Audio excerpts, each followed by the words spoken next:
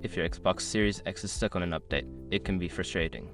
Follow these simple steps to resolve the issue and get back to gaming. Step 1. Restart your console.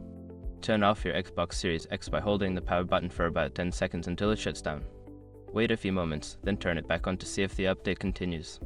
Step 2. Check your internet connection. Ensure that your internet connection is stable.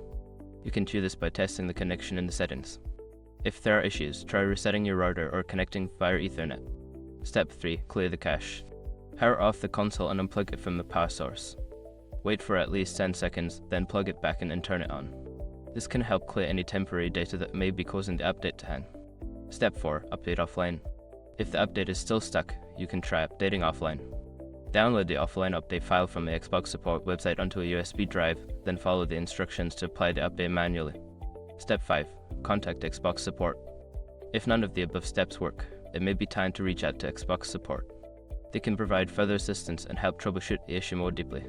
By following these steps, you should be able to resolve the update issue on your Xbox Series X. Happy gaming!